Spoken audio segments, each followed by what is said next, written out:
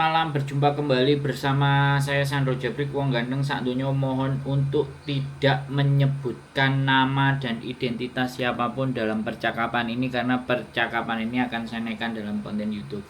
Gimana Mbak? Oke, Saya harus kayak oke gimana Mas. ini?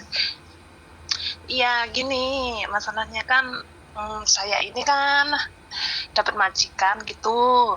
Nah kan saya awalnya sering sering diajak ke Cina gitu loh Mas. Ya, terus? Nah kan tapi sekarang ini saya udah nggak bisa ke Cina. Saya sekitaran 7 bulan lah kerja di Cina lah. Tapi sekarang kan udah nggak bisa karena mau apply visa itu sama pihak imigrasi ditolak gitu loh. Hmm. Terus? Ya terus lagi karena saya kan apa ya, job utama saya tuh harusnya tuh kayak di Cina gitu, soalnya bos saya itu kan rumah aslinya ternyata di Cina gitu loh. Waktu interview saya itu dia bilangnya kayak gini, kamu mau nggak kalau apa ke Cina bantu-bantu saya gitu, nggak lama kok katanya, tiga hari atau 4 hari kita balik lagi ke Hong Kong kan kayak gitu. Nah sampai di sana kan aku kayak gini, tanya ke bos saya, kita kapan balik ke Hong Kong kayak gitu. Ya ntar nunggu 1 bulan atau 3 bulan baru balik ke Hong Kong kan kayak gitu. Nah aku ya kaget, lah kok gitu lama banget kan kayak gitu kan. Terus iya soalnya kan nunggu kan review visanya kan katanya kayak gitu loh Mas, harus nunggu lagi gitu kan. Kan pihak waktu apply visa di imigrasi di itu di Wancai Hong Kong itu loh Mas, kan dia ngasih jatahnya kan sekitaran 1 bulan sampai 3 bulan gitu. Nah kan setiap kerja saya di pertama saya kerja di Cina itu 1 bulan habis itu aku balik lagi ke Hong Kong buat renew visa lagi, terus dibawa lagi ke Cina lagi nunggu 3 bulan, terus baru bisa balik lagi ke Hong Kong, terus renew lagi, terus balik lagi ke Cina nunggu 3 bulan lagi, ya kayak gitu seterusnya. Hai akhirnya Terus? saya nggak bisa ditolak sama pihak imigrasi Cina gitu kan, otomatis saya udah nggak ada kerjaan, saya udah nggak bisa ke Cina lagi. Terus di Hong Kong saya nggak ada kerjaan, soalnya majikan asli saya kan rumahnya ada di Cina gitu loh. Nah setelah itu di Hong Kong ini kan kakek neneknya itu bapak dari singsang saya lah ya, itu kan ke Hong Kong gitulah. Terus jadi job saya itu kayak berubah gitu loh, kayak ngurus kakek nenek gitu. Nah kakek nenek pun juga kayak gitu, aslinya dia nggak stay lama di Hong Kong tapi stay-nya ada di Malaysia, bolak-balik Malaysia Hong Kong gitu. Saya tuh ditawarin untuk ke Malaysia kayak gitu. Terus kamu mau nggak kalau ke Malaysia dengan saya, terus 1 bulan ya 2 minggu lah di Malaysia, terus ntar balik lagi ke Hong Kong sekitaran 2 minggu, pokoknya ya 1 bulan itu dibagi setengah lah, 2 minggu gitu loh Mas. Nah itu masalahnya kayak gitu, bahaya nggak sih untuk visa saya kayak gitu, kalau bisa keluar gitu nggak sih ntar kalau kayak gitu bolak-balik ke Malaysia terus bolak-balik ke Hong Kong kayak gitu kan. Soalnya saya ini sudah nggak bisa ke Cina gitu loh kan, otomatis majikannya saya itu udah nggak bisa kayak udah nggak bisa ngeceng saya gitu loh Mas. Nah itu gimana solusinya, apakah aku perlu ngikut nenek kakek itu ke Malaysia terus balik lagi ke Hong Kong kayak gitu, apakah aman untuk visa kerja saya sebagai domestic worker? Udah itu aja Mas. Oke, sudah selesai ceritanya. Dah. Kalau Maaf panjang. kalau sudah selesai kan giliran saya setelah 4 menit saya Iya. mendengar sampean tadi cerita. Jadi begini Mbak, nggak Ya. apa-apa. Ada yang cerita sampai 9 menit 10 menit nggak apa-apa, saya dengerin di awal. Nah, Oke. jadi Ya. visa kalau kita bekerja di Hong Kong sebenarnya alamat Ya. kontrak visa itu kan harusnya memang di Hong Kong. Ya Iya. kan, harusnya memang di Hong Kong. Ketika sampean dibawa ke sana, ke sini, kemari, ke situ dan Yap. segalanya, itu sebenarnya tinggal tergantung sampean. Kalau sampean Oke. kalau sampean bisa menjelaskan bahwa kontrakku tuh di Hong Kong loh. Jadi kalau kontrakku di Hong Kong itu sebenarnya kerjaku tuh harus di Hong Kong. Ini Ya. kalau kamu bisa baca kontraknya ini, saya hanya dipekerjakan di alamat ini. Nah, kalau sampean di Malaysia, sampean di Cina dan semuanya, kemudian itu kan sama halnya majikan itu ndak ngerti peraturan. Nah, ketika majikan tidak mengerti peraturan, itu sampean harus menjelaskan peraturan itu, gitu loh Mbak. Nah, ketika Ya. dia dijelaskan dengan aturan, kalau dia itu memahami, oh ya sudah berarti kamu kerja di rumah saja. Tapi kalau dia memaksa Ya. bahwa nggak apa-apa, nah dan sampean mau, itu Ya, orang dari luar itu gimana berpikirnya? Ya, terus alhasil sampean ketakutan sendiri.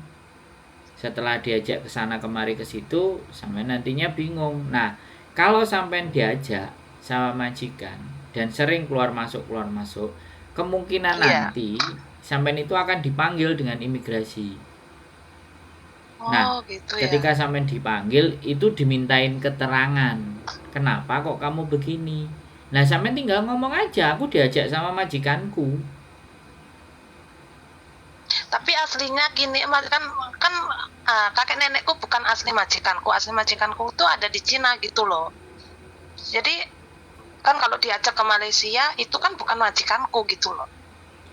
Nah, gitu gimana? Ya nggak apa-apa ya. Apakah Ya maksud kan kembali ke sampean. Sampean ini bisa menjelaskan nggak kepada mereka bahwa kontrak sampean itu di Hong Kong. Itu poinnya. ya saya sudah jelaskan kayak gitu, tapi ya kayak maksa gitu. Malah ini sekarang pengen cari yang lain gitu yang bisa diajak ke Malaysia. Ya Karena makanya sekarang saya kembalikan sama sampean yang jalanin.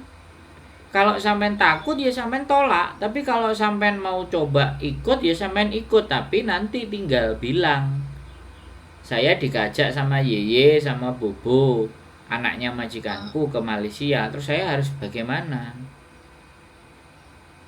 Kalau diinterogasi ya dipanggil, orang yang melibatkan dan yang mengajak sampean itu harus dilibatkan.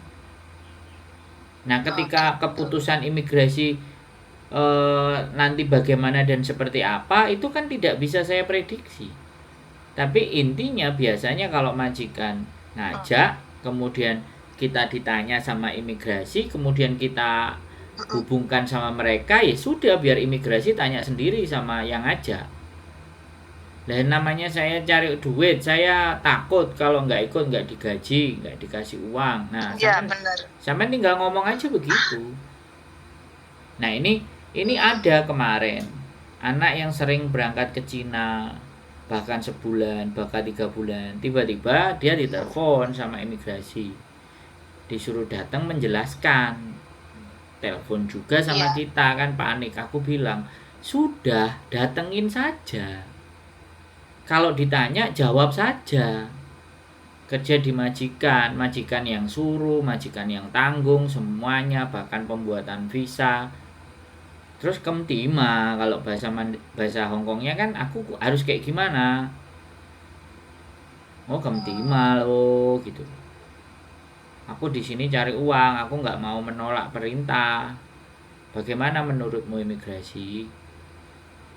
Nah aku menjelaskan ke dia nggak mau. Kalau aku jelaskan ke dia nggak mau, kemudian dia menginterminate saya harus bagaimana? Nah, sampean ngomongnya begitu kalau suatu ketika nanti terjadi interogasi dari imigrasi, kalau seandainya sampean masih ingin bertahan di situ. Nah, ada solusinya.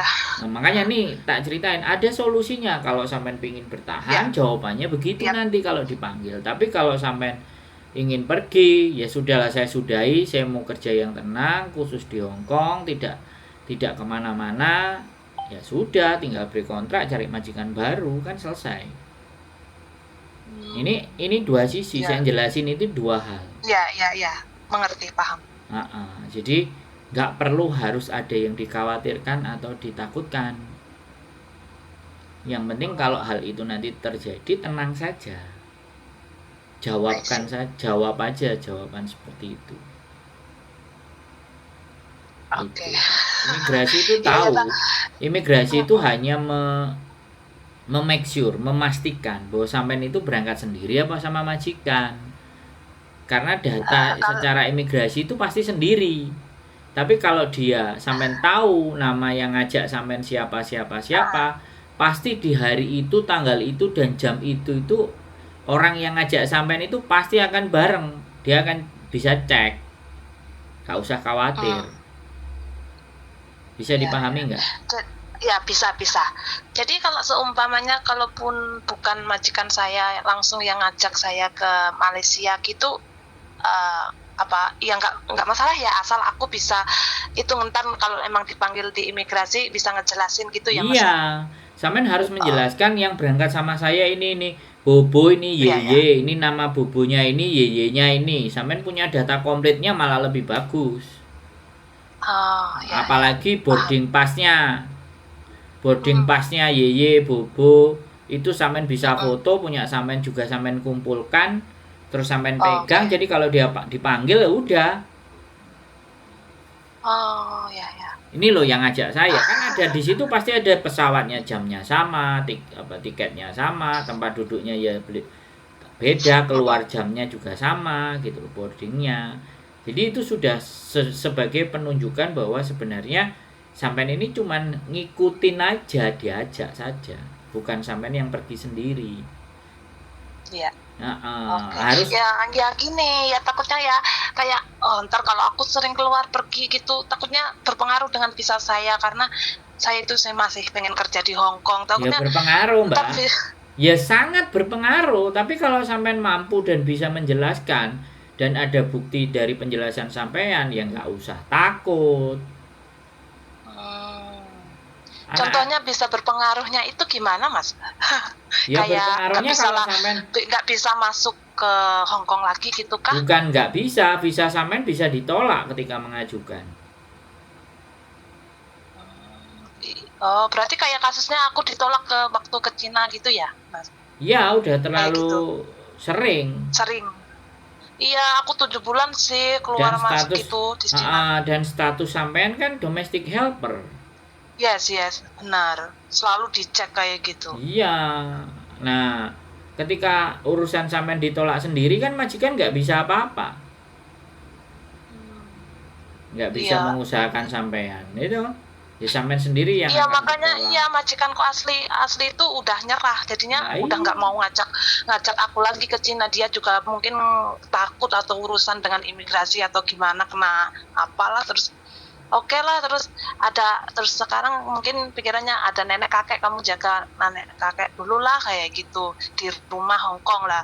Yang nggak taunya nenek kakek kan juga sering keluar masuk kayak gitu Malaysia Hong Kong tiap bulan gitu loh. Kalau sampean bicara berpengaruh kepada visa sampean, saya bilangnya iya, pakai banget. Tapi bagaimana sampean explain, menjelaskan, ya kan? Buktinya ada, maka imigrasi akan, oh iya. Hong Kong itu kan intinya gini loh.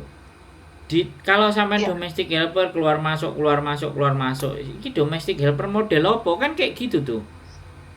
Yes. Tapi ketika majikannya yang ketika ditelepon, iya ceceku ikut aku, iya ceceku ku ajak ke Jepang, ku ajak ke Korea, ku ajak ke UK, ku ajak ke Amerika, kau tim saya selesai. Oke. So, yang penting intinya bisa menjelaskan gitu ya Mas? Iya, bila perlu sampean ngomong sama sing sange sampean, Bobo sama Yeye mau ngajak ke Malaysia. Oh ya, gak apa-apa kamu ikut toh. Nah, screenshot jawaban dari majikan sampean yang bilang mengiyakan itu screenshot. Biar suatu saat kalau sampean diinterogasi, ini nomor majikanku, ini percakapannya yang aku bilang kalau orang tuanya ngajak aku ke Malaysia. Ada bukti percakapan itu, ada bukti boarding pass, ada sampean ke Malaysianya ada data dan identitas Yeye sama Bubunya, ya itu gak ada masalah. Hai. Yes. Jadi nggak perlu dikhawatirkan dengan hal itu gitu loh. Karena sekali lagi saya bilang, makanya butuh kecerdasan berpikir. Makanya sampai telepon saya. Iya, udah bingung, nggak tahu lagi curhat di mana yang pasti. Loh, kalau curhat sama saya oke ya, nggak curhat nih. Menurut saya ini nggak curhat, tapi ini diskusi, solusi buat aku iki piye gitu. Aku nek dikonokno ini piye, nanti kalau terjadi apa-apa sama diriku bagaimana kan? Ya memang begitu. Benar ya. Sebelum terjadi harus kita bicarakan dulu. Sehingga ketika nanti terjadi pun sampean wis siap ngadepi, terus iso jelasno, terus sampean dikeluarkan lagi aman-aman saja, telepon lagi saya. Terus ganti bercerita, ya aku diinterogasi, ditanya tentang ini, ditanya tentang itu, aku jawab begini, aku jawab begitu. Akhirnya yang nonton konten ini, setelah sampean sebelum terjadi sampean cerita ke saya, setelah terjadi sampean menjalani sampean aman-aman cerita lagi ke saya, itu bisa jadi pembelajaran buat yang lain supaya tidak merasa takut. Oke, ya. Masalahnya kan nggak semua orang kalau kena masalahnya dia telepon dapat solusi, terus masalahnya kelar, terus dia telepon aku lagi, itu nggak banyak yang begitu. Yang banyak itu habis masalahnya kelar ya wis lupa, nanti ada masalah lagi, masalah yang baru lagi, telepon si Sandro. Nggak apa-apa, saya tidak berharap untuk ditelepon, tapi telepon itu sebagai bentuk dimana ini gini loh teman-teman, memberikan informasi ke teman-teman sebenarnya. Kecuali sampean punya konten YouTube sendiri, punya Facebook sendiri, terus sampean bagikan, nah itu kan beda persoalan. Teman-teman itu kan pelit bagi info. Iya benar Mas. Kalau saya apa aja tak kasih, selama saya bisa. Uang aja saya nggak punya, dipegang istri saya soalnya. Iya, makasih. Oke, sudah cukup? Makasih Mas ya. Ya, makasih. Sudah tenang ya, sudah lega, nggak ada takut. Sudah lega. Iya, ya habisnya bertanya-tanya ini gimana, ntar gimana ini kok. Katanya maksa gimana, kamu JJ gimana, mau nggak, kalau nggak aku cari yang lain ini, kayak gitu. Wah, terus-terusan kayak gitu, pusing aku. Iya. Jangan pusing ya. Tetap semangat. Semua selalu ada solusinya. Iya, Mas. Oke, makasih ya atas diskusi ini. Oke. Oke, ya udah. Assalamualaikum Mas. Waalaikumsalam, sehat selalu. Yuk, bye-bye. Oke, bye-bye. Oke, teman-teman. Ya, begitu kondisinya, begitu keadaannya, begitu karakternya, ya sudah. Ya. Sehat selalu buat semuanya. Ya, sekali lagi tetap semangat dan jangan pernah khawatir bahwa di kehidupan kita semua selalu ada masalah yang bisa diselesaikan. Keep stay tune my YouTube channel and see you next video. Bye bye.